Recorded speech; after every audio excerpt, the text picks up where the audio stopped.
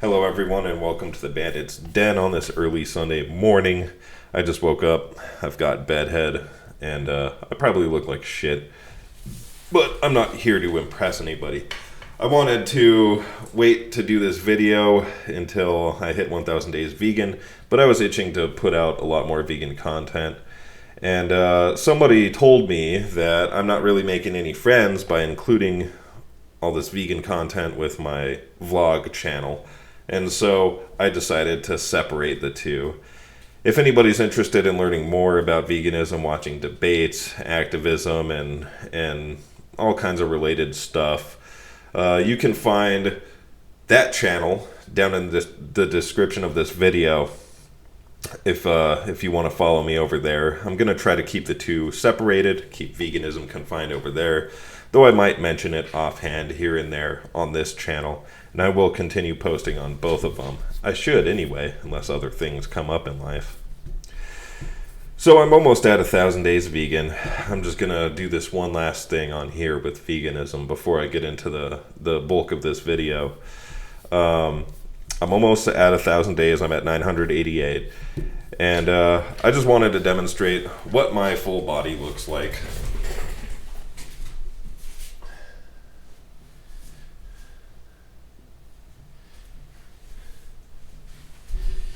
I may appear a little more buff than I did 3 years ago. I'm not sure, because I've lived in my body this whole time, and changes are slow with that. It's hard to perceive myself objectively sometimes, as far as my physical appearance goes. So, some of that may be because I'm doing more strenuous work than it was 3 years ago. The health aspect wasn't the whole deal, though I thought my health would fail as a result of going vegan. So that health aspect wasn't the point at all for me. It was to reduce my harm as much as I possibly could to other sentient beings. So I'm grateful today to find that, hey, after almost 1,000 days vegan, I'm doing fine health-wise. I don't really notice a whole lot of changes. I mean, a lot of people ask me, what are the benefits? And I'm like, well, I'm just about the same. My grocery bill may be a little less. I may feel a little more healthy. I don't know. I mean, the changes are so minute for me over time that it's hard to perceive and know how I would feel today if I wasn't vegan versus how I feel right now in reality. So, a lot of people miss that point, that it's not necessarily a selfish act to go vegan. Now, a lot of Western culture looks at stuff and is like, what can I get out of this?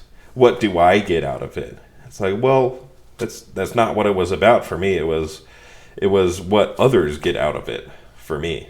How can others benefit, or how can I at least not detract from others in my life? So veganism is what I went with.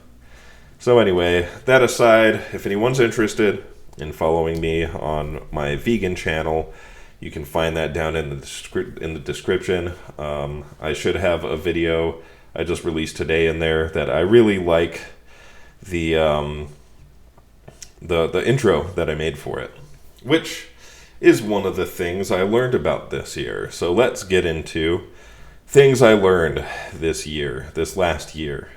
I was going to do this video while me and Klaus were hiking the volcanoes, but he's such a ball of energy.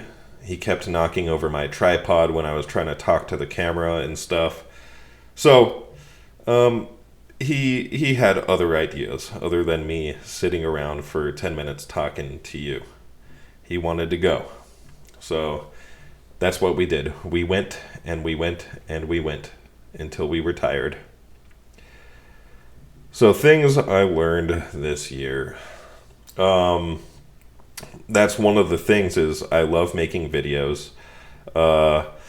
Working overtime and focusing almost 100% on my free time on keeping somebody else happy and comfortable really detracted from from my time, and I think that's why sometimes I would get frustrated over the last year, because I wasn't able to really have a creative outlet. And it's understandable, that somebody wants to spend a good deal of time with me. Working overtime was actually a strain on my relationship. Just working that 10 more hours per week. Because the way we started out, I was doing 40 hours, and I would actually do like 9 hours, 4 days a week, and then 4 hours for the last day or something like that. So I would get off early on Fridays and go and meet her while she's doing the laundry, and then we would go out to eat after the laundry or in the middle of it. And that was a really nice schedule, and it was fun to have that little Friday celebration easing into the weekend and stuff. Don't get me wrong, I loved being in a relationship. It was wonderful, but it did have its cons, like not having as much time for things I enjoy, like editing videos. I fucking love editing videos. It would be nice if I could find a way to make a little extra income so I don't have to work so much with my body. Another thing I'm looking at getting into is coding, so that I can work from home. But first I need to learn some. I ran into some people in coding. In the vegan community, there's a lot of people who are developers in the vegan community. And so I was able to talk to 3 of them all at once over voice chat the other night, and they pushed me in a good direction of where I can get started to break into the industry so I can start working from home instead of taxing my body. Though I do make really good money now. So, yeah, I loved being in a relationship. I loved that schedule. The main thing was, back then, when we first got started, I wasn't licensed, so I wasn't making that good of money. And I was only getting 40 hours a week, and so we didn't have a lot of resources to go out and do the fun stuff that later on in our relationship we were able to do. We were able to do cool stuff almost every weekend, but I paid for that because now that I'm a journeyman in my trade, I'm very wanted and pretty much always have to work overtime because there's not enough journeymen to go around in town, which is unfortunate, but it's also good for my wallet. What else? What else did I learn this year? I learned that I love making videos. I also learned that I'm definitely a traditional person. I loved having a housewife. We weren't married, but that's pretty much how our relationship was structured. I was the breadwinner, and she was the homemaker. And she was an excellent fucking homemaker. God damn. She made such wonderful fucking meals. I still can't figure out how to cook that good, make things look so presentable and taste so good. But maybe someday I'll get to that point. She also was an extremely creative individual with interior design, and yeah, she got some furniture pieces I would have never thought to get that made my kitchen more functional. And yeah, overall, that lady that I was with really excelled as a homemaker, and I fucking loved that. It was so great. All these creative things she would come up with and be like, hey, can we do this to the house? I'd be like, fuck yeah, that sounds like a good fucking idea. Let's do it. And, that improved my quality of life here at home because my house wasn't very functional and it was dirty all the time. She kept the house pretty clean, and that's why I have a maid now, because I just fucking hate cleaning, and it's a drag. So I just pay somebody to take care of that now. And it feels really good for me to make all of the money and feel like, because it was a wonderful aspect, right? She takes care of me at home and makes sure I'm fed with really good food and get to live in a comfortable space. And it was like a certain level of respect for what I'm providing. Like this housing is something I was providing, and she changed the space to look a lot better. It was almost like she revered what I was providing for her. And it also felt good to be able to just, now that I'm making a lot of money, I was able to pretty much give her anything that she asked for within reason. This month we were planning on, I think maybe next weekend, we were planning on going to a meetup with a bunch of vegans online over in California, and I was going to be able to fund that. And it felt good to be able to provide things for somebody. And I don't know, hopefully she got a lot of fulfillment out of providing nice meals for me. It seemed like she did, but I really, really loved that. Another thing I learned is that I am strictly monogamous. This is something I got to challenge on my birthday last year. I got to challenge it very heavily, that I don't like any kind of intimate physical contact between my partner and somebody else. And you know, I'm part of this I guess one thing I learned before getting into this relationship is a formula of how to challenge myself, right? And I was asked to go to this thing and view and see how I feel about it and stuff on my birthday. And I was like, I felt like shit about it all week. I was all worried about it. And then when we got there, I was extremely uncomfortable, and I didn't like the prospect of my partner cuddling with anybody. And so yeah, I don't know if that boundary is ever going to move. I don't think it is. But if we hadn't done that on my birthday, I wouldn't have been able to challenge my boundary that much and figure out where exactly it lies. So that's another thing I learned for sure. And this is the first long-term relationship really that was really this serious that I've been in since getting sober. And back when I was drinking, I was extremely reactive, and I would just blow up and not even try to challenge my boundaries. So it was a good learning experience at the very least, to learn where exactly my boundaries are and what exactly I expect out of a partner. I think we actually went over this prior to getting together, but people change their minds about how they feel about stuff, and something that may sound doable on paper to another human being may not actually be doable for them. And that gets me into another thing, that people change their minds. They're a constant variable in your life, and at some point, like a light switch, somebody might decide that they're finished.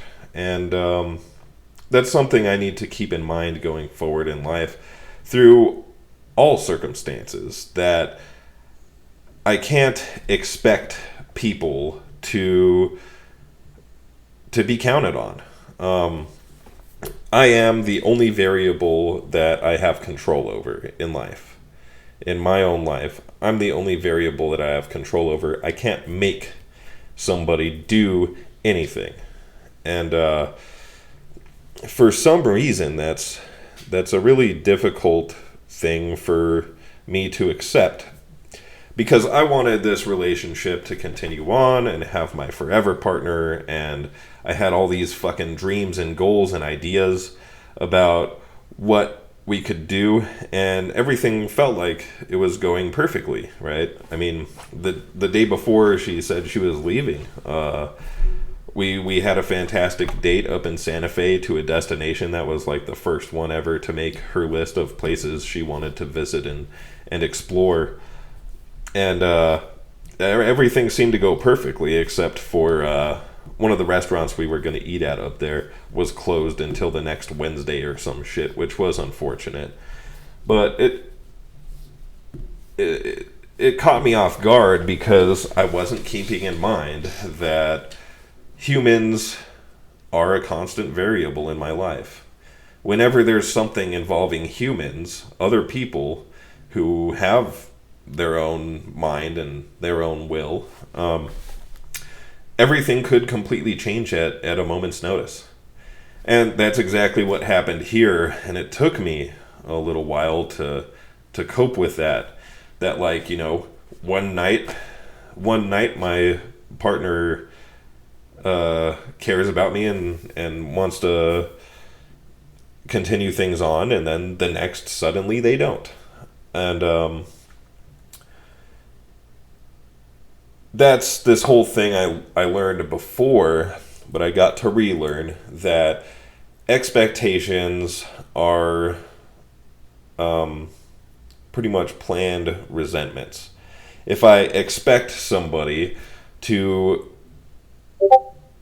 be like 100% willing to do this or that or whatever, or not change their minds about things and stuff, if I expect that out of them, well, more likely than not, they're going to change their mind about something, and then it's going to piss me off, and I'm not going to be very happy. And in this case, when it was a life-changing event, it can take me a couple weeks to process in a healthy way. And that's where I was at a couple weeks ago. I was getting toward the end of processing everything that happened so quickly, and you know, of course, my partner, my ex-partner wasn't helping a whole lot by rounding up a bunch of simps to follow them around by posting lewd stuff. So they were over there doing that because they were already done giving a shit, you know, and I still cared immensely, and so that even further upset me and complicated my way of dealing with stuff. And so I blocked that and exited that space where that was happening so that I could focus on myself instead of distracting myself with stuff that just kept me in a state of upset.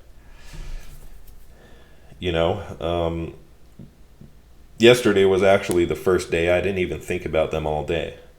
So I think I'm getting into a healthier state of mind, having removed myself from that sort of environment. Because once again, people are constant variables in my life. I can't expect them to act any certain way. I mean, they can just totally change everything about what they expect out of life, or what their involvement they want with me. And you know, that goes for an apprentice, for example, that I've been working with for 3 months, and all of a sudden they stopped coming in because they found another job. Like, that also goes for possible business relationships. Once I get my contractor's license, people can pull contracts from me, and I need to remember that that's always a possibility. People changing their minds and changing their actions at a moment's notice. That way I can just move on with life and remember that thing. Another thing I learned is that my political stances they're pretty firm. I'm a right-leaning independent, and I'm pretty firm on where I stand on a lot of things because I think one, I think things are morally correct one way or the other, and two, I think that one way or another, certain things are best for society as a whole, and I'm looking for the greatest benefit for the whole. Like, I don't think that one certain policy that benefits, 0.001% of the nation should really necessarily be paid for the whole when there's something else that costs just as much, which can benefit 20% of the nation, right? Stuff for the greater good. And I hold these positions for some logical reason or another, or some moral reason or another. And, morality isn't always tied with politics, kind of like my lifestyle. I don't think it has any political bounds. Other people beg to differ. And my partner did try to get me to change how I vote and tell me that it's immoral to vote how I vote. And I really didn't like being challenged that way. I mean, I considered their points, but like at the end of the day, both political parties are garbage. And that's the thing. I think if I do get a partner in the future, I would like them to be independent instead of aligning with one side or the other, because I can't get behind this tribalism. Like, yeah, this group of people that makes up 30% of the nation, I agree with them on every single point, and I'm always going to vote for that party. It doesn't make sense to me. I think if there's somebody in a political party I usually disagree with, who I just happen to agree with on most things, I'm going to vote for them regardless of what their party is, right? And that's a stance a lot of people find threatening. But I think it would be best for me to, either in friendships and stuff, leave politics out of it. And as far as romantic relationships go, get with somebody who is accepting of that you don't have to vote one party or another in order to be a good or bad person. Like, you're not 100% bad if you vote all Democrat or all Republican, right? You're not 100% bad if you vote for either or, right? It's not good versus evil, right? A lot of people think that Democrats versus Republicans is good versus evil, the dark side versus the light side, or whatever. But I don't think that that's the case. Both sides have some of the truth, and this is kind of what I feel about religion, right? Everybody has some of the truth, and I don't think anybody has 100% of the truth. Just like I think both parties have good and bad aspects. Conservatives are usually against change, and so, of course, they're less likely to be vegan. But liberals are more emotional and less logical, and so they're more likely to make rash decisions. So when you put the two together, you can make some changes that are logical and rational. That's my reasoning with it. But I don't know if I'll ever change my mind on that either. Another thing I learned is to read the room. In retrospect, there were a lot of times where the room just felt fucked up. And instead of just walking away or something, I would try to get to the bottom of what was going on and how I can make things better. And that would just make things worse somehow. So I'm pretty bad at reading the room, and whenever there's something that doesn't make me feel too good, I want to make things better. And in a lot of cases, all you could do is just walk away and go hang out in the garage or something, or walk away. And in the case of one thing at work that pissed me off immensely, one thing I did one day was I was getting frustrated with how people were acting, and so I just went to the bathroom. I was like, all right, it's almost time for me to piss anyway. I'm going to go to the fucking bathroom. And my coworkers knew I was pissed off. They knew I was pissed off, and they saw me walk away, and they're like, oh, fuck. Did he just go home or something? Whatever. And then they ended up going and snitching on themselves. But then after that, they were mad at me for them snitching on themselves. It's like, I didn't fucking say anything, dude. I just went to the fucking bathroom. Like, you guys did that to yourselves, right? But by removing myself from that situation, I avoided conflict, and the issue kind of ended up taking care of itself. So I guess that's one thing. Reading the room, but also sometimes the best action is inaction. Just to walk away and let the issue sort itself out, because sometimes that happens. Especially reading the room with dogs. The dogs would often be upset about something in those instances, and they'd be all fucking riled up and stuff. And I'd be like, what the fuck? And of course that would get me on edge. Instead of being like, hey, there's a reason why these dogs are acting this way, it would get me on edge and just want to hurry up and start fixing things. And that's not always the best thing to do. Another thing I learned is with romantic interactions, I don't like having to verbalize every move I plan on making and asking for permission before each time. In retrospect, I mean, I was doing that because that's what was asked of me.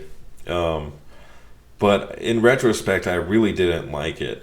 Even having to, even being required to ask permission to touch somebody or kiss somebody. I mean, I just feel like if I really love somebody and they really love me back, then I shouldn't really have to ask permission to kiss them, right? To kiss them on the head or whatever. And it was a bit of an obstacle for me. It was kind of frustrating to have to do that. And then in bed too, I would need to ask permission and then continue asking permission throughout whatever we were doing on a regular basis, at certain time increments, or before I make a new move, I would have to run it by them, and it would really kill the mood for me. I like nonverbal communication, because we communicate in all different ways. A lot of people say that animals don't have language. They do. A lot of it is body language and how they look in certain situations. You know, they can put their ears back when they're not feeling happy about something, or put their tail down. You know, wagging of the tail, having their ears perked up. You know, even their different vocalizations that aren't in the English language mean different things. Like, I can tell when Jelly is barking at a cat versus somebody walking onto my property. They're two totally different barks, right? I can tell when she's excited crying about something or upset crying about something, right? And so I like nonverbal communication. So going forward, whenever I'm with a romantic partner, if that ever even happens, probably not very likely in the near future, but things surprise me. I thought I was going to be single forever, so I could be surprised by something just coming up. I do have a dinner date with a bunch of vegans this evening. It looks like most of the people attending are guys, but who knows? I could meet a special someone at that thing. I mostly just want to have some real life community in that lifestyle, because it's very isolating, and that's one thing I've been missing out on for the last month since my partner left is real life community in respecting animals. But yeah, as far as romantic things in the bedroom, I don't really like verbalizing every single move I'm going to make, and at regular time increments, verbally getting consent to continue doing what I'm already doing. I like nonverbal communication where you kind of like read what they're doing, and if somebody's like trying to push me off, of course I'm going to get off, right? I'm going to stop doing what I'm doing and go do something else or whatever, you know? That was a real hindrance for me, and it would really kill the mood, and I didn't like it very much. Having to stop and explain things and then ask if it's okay. I think things should be a little more synergistic than that, rather than like formal business declarations of how we're going to do this thing. But I never had to do that before, and I'm not a huge fan. I also learned that I'm more stubborn than I thought I was. Given that I am supposed to put all my life decisions into this formula that can, when put in the formula, can lead me to one conclusion or another, and I need to be willing to accept the conclusion of whatever that formula yields as I'm going through the equation as objectively as I possibly can, while also considering that I want to be comfortable and feel good about myself at the end of the day. I can be more stubborn than I thought about a lot of things that seem pretty inconsequential. And in the future, I hope to be a little more objective and understanding about stuff. And I think that'll help me a lot in my activism with talking to people. So it'll help me remove myself from the emotional aspect of trying to get people to see my side of things, and maybe loosely commit to trying to be nicer to other individuals. So a lot of times I get all wrapped up in that, and I forget that I didn't used to be like this. I wasn't like this all of my life, and it's okay for somebody to be raised just like I was and be just like I was without having had exposure yet to somebody like me. So yeah, I can be pretty stubborn on some inconsequential things. And yeah, with activism, I think the truth always comes out, right? And so I don't necessarily have to fight all the time. I don't always necessarily have to be fighting against the status quo all the time. I can try my best to consider that maybe their points are legitimate and then run it through that formula, and I'm sure usually come to the conclusion that it's wrong. But yeah, another thing I learned was to take things slower in the future. I jumped into a lot of projects, including growing marijuana. I jumped into a lot of projects that I threw myself full force into, and they didn't end up really working out. The whole marijuana growing thing, I started like 3 years ago or something. Maybe a little less than that. And maybe 2.5 years, something like that.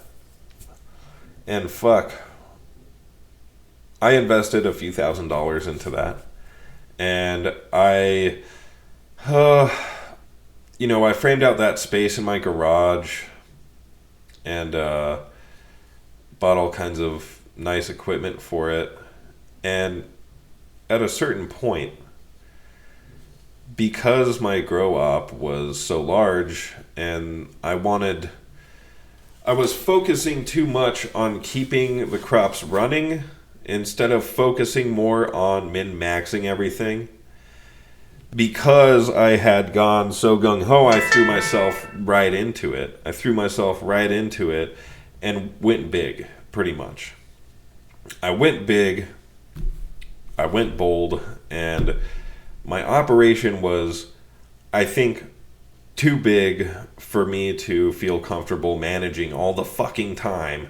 It's like almost every day after work, I had to go out there and spend 30 minutes to an hour in the grow house, even on days when I didn't want to.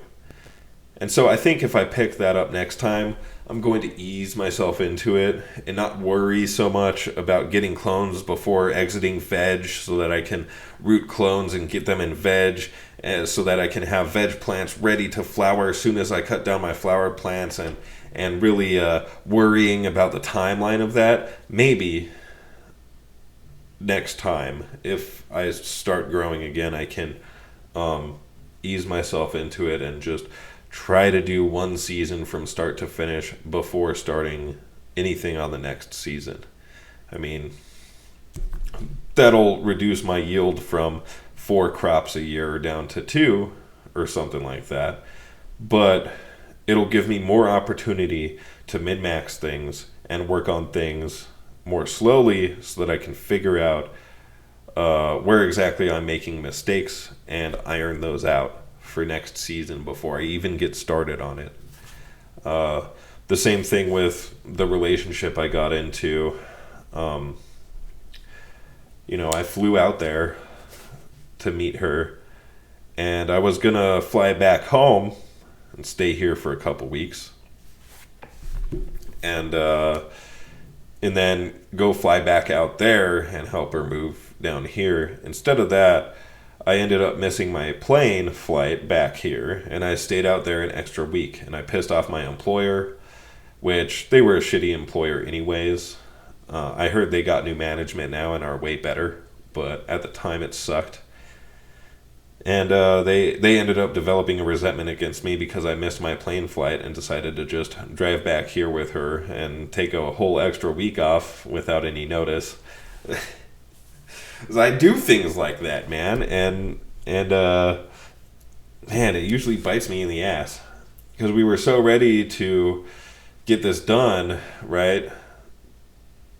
And we had only talked about the logistics and our expectations out of relationships for about a month, pretty in depth too, but that didn't really give us a feel of how the other person really is. And we had a lot of disconnects, I guess. We had a lot of areas where we weren't working together symbiotically or whatever. And that would cause friction. And we would have, I think, often discussions, but also arguments about it, because both of us would get defensive, and then we would get a sharp tongue, and I admit that when I would get frustrated, I would talk a little bit of shit, and while it's okay to forgive somebody for having a sharp tongue, also, I could do better on stuff like that when I get frustrated with people. Instead of just coming to the conclusion that they're crazy and whatever for having a certain stance on whether or not it's okay to kill someone. Maybe just sit back and be like, there's a reason why they think this, and And a lot of it has to do with societal indoctrination, right? Society is sick these days. And a lot of that has to do with me, too. Back to the strictly monogamous point. Like, my region, I've learned, I was raised culturally in a pretty much traditional Mexican perspective of how relationships work, right? The whole exes thing. I can't stand people obsessing over their exes and spending a lot of emotions and time on their exes that I think should be spent on the relationship at hand more so. And people from the coasts disagree with me. People I've talked to online about this very thing disagree with me. They say, no, it's your insecurities that are the problem there. However, everybody I've talked to in my region about that is like, well, yeah, of course, it's unacceptable to dedicate a lot of time to your ex because, like, that's a relationship that's over, and you need to focus on the present and the future rather than the past, right? But yeah, people on the coasts just totally disagree with me on that. They're like, no, it's your insecurities. You should be fine with your partner going to the bar, getting drunk with their ex, and then going to their house and passing out. It's an insecurity of yours. Why you don't like that? And I'm like, well, that it's strange. It's strange to me because that's not how I was raised. The way I was brought up is that it's unacceptable for me to stay in really close contact and be best friends with my ex, and then go and do stuff with them and leave my partner at home alone with the dogs. I was always taught that that's not a nice thing to do, and you shouldn't do that. And so that's kind of what I expect out of my partner. But I guess people on the coasts work different. So everybody I've talked to on the coast says that I have insecurities issues. So I don't know. I don't know what to believe. Because everybody I've talked to here holds my stance. So I guess this is a region I was brought up in. But everybody I've talked to on the coast says that I'm the problem. So I don't know. Maybe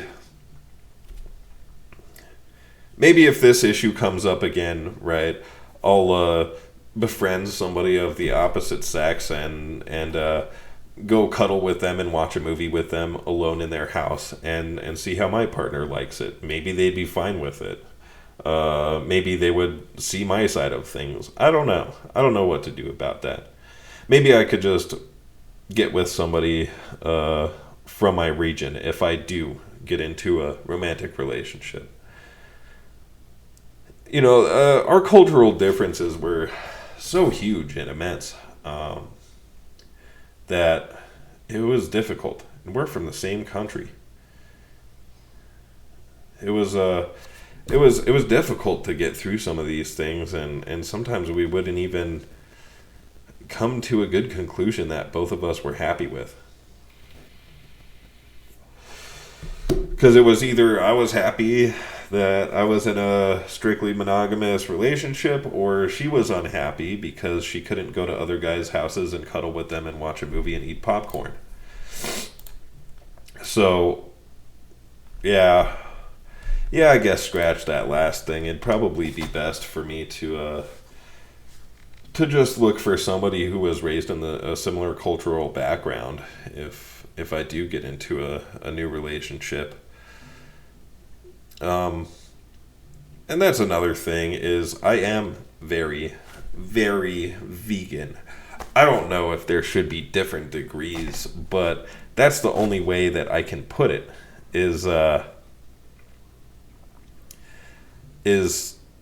I'm very extremely vegan. I don't know how extreme it is, but like in the instance of dogs eating a plant-based diet, as long as they have taurine in their diet with all the other shit, they're fine.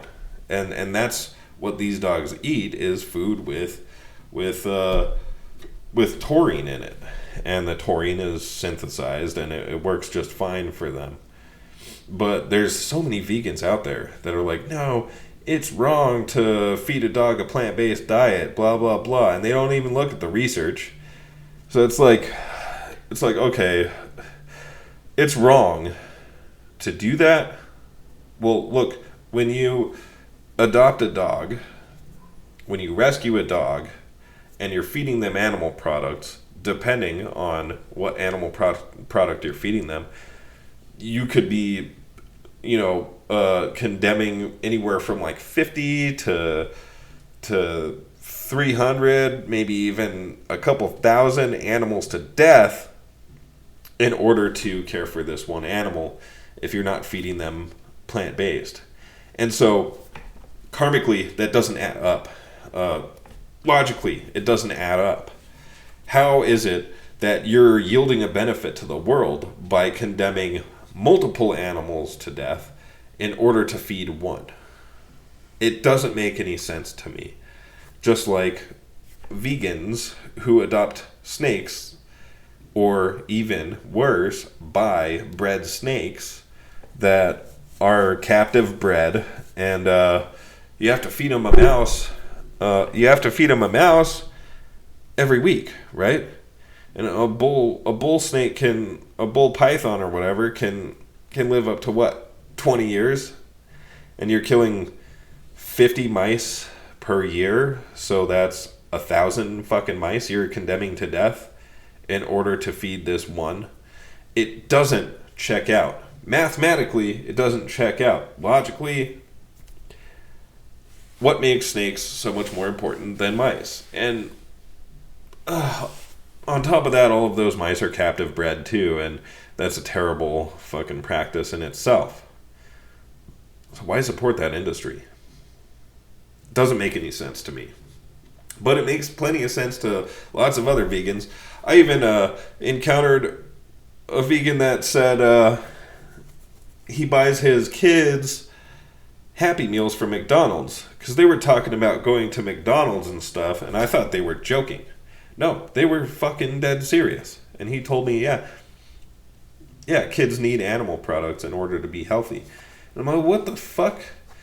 Not according to the Academy of Nutrition and Dietetics that has over 100,000 credentialed individuals that endorse their statements that a plant-based diet is appropriate for all stages of life.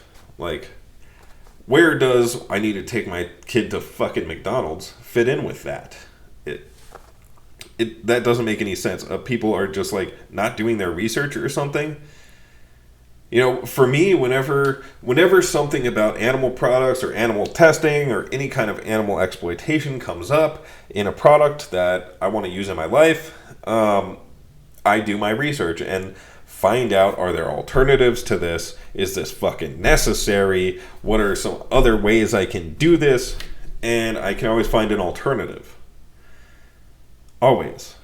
Like my work boots, I ship in from Canada. I'm sure there's vegans out there who don't even look online, and they're like, oh, well, I looked at 3 different stores in town, and none of them have leather-free work boots, and so I guess I gotta fucking get them. Without putting any due diligence into it. It's like, man, I can spend a couple hours looking at stuff online and save a life. Like, is it really gonna fucking kill me to spend 2 hours learning about stuff? Probably not. You'll probably be a more well-rounded individual after reading about shit anyway. Just like I one thing I learned is that even synthetic polyurethane leather is like 1/7 as environmentally damaging as cow leather anyway. A lot of that is because of the chemicals that they use to process cowhide leather. So yeah, that's another thing I learned, that a lot of vegans are not as vegan as me, which I don't think should even be a thing. If you're an ethical vegan, I think you should be an ethical vegan instead of being like, yeah, I care about the animals and I feed my kids animals. Or, I care about the animals, but I don't want to do my research. Or, I care about the animals, so I cause hundreds of them to get slaughtered to save one. Doesn't make any fucking sense. And so, that is one of many facets on why I figure I'm probably going to be single for quite some time. A lot of these other things I discussed are probably why I'm planning on being single for quite some time. Because there's some boundaries I learned about myself that I'm not willing to budge on. It seems like most of the country is challenging traditionalism, right? Seems like most of the country really isn't into that anymore. I would probably, to find somebody that aligns with that, right, I would probably need to look outside of my country. And there's so much fucking traveling. Sounds like a drag.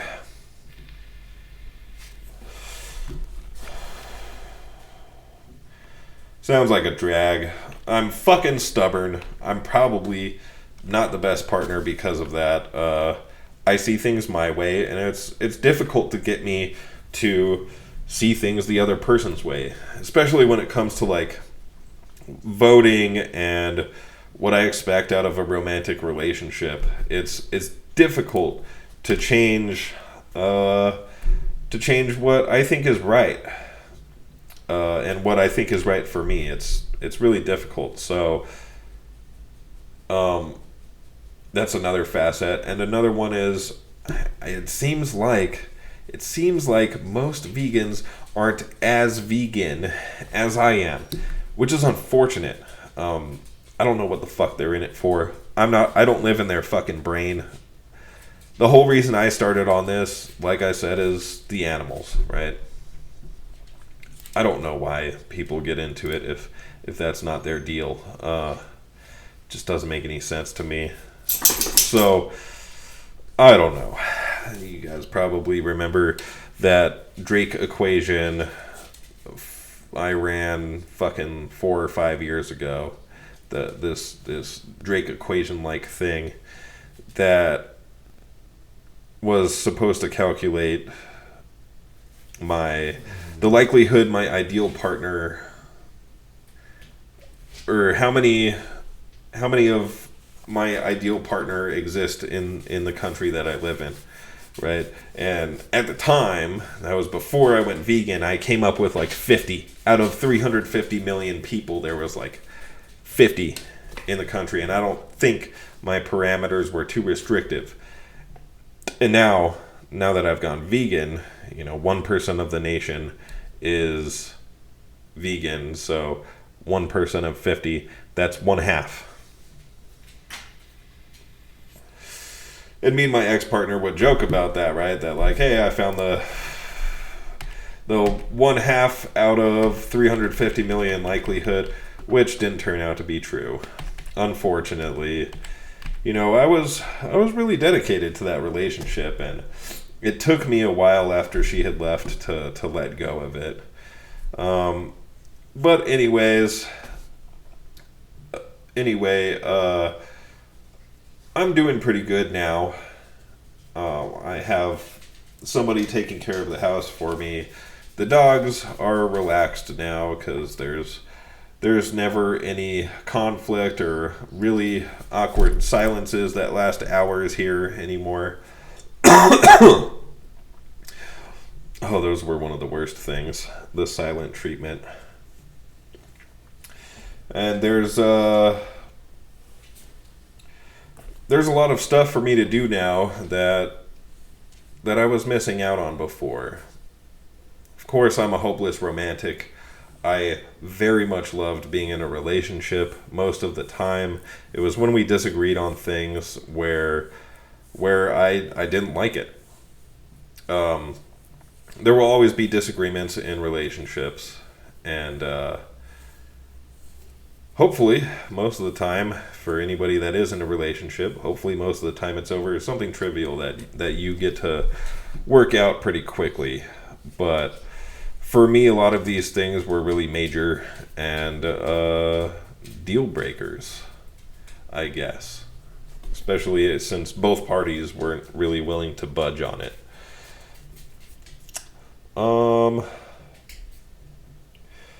So, yeah, I forget what the fuck I was saying. I'm getting hungry. Probably gonna have breakfast now.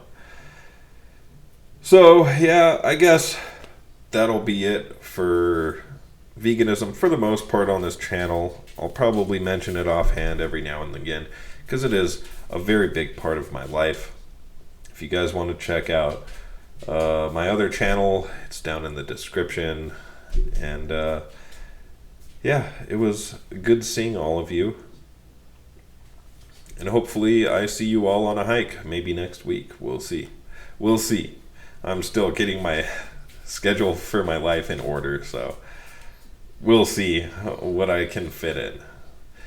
So, until next time, guys, peace for real to all of you. Thanks for joining me.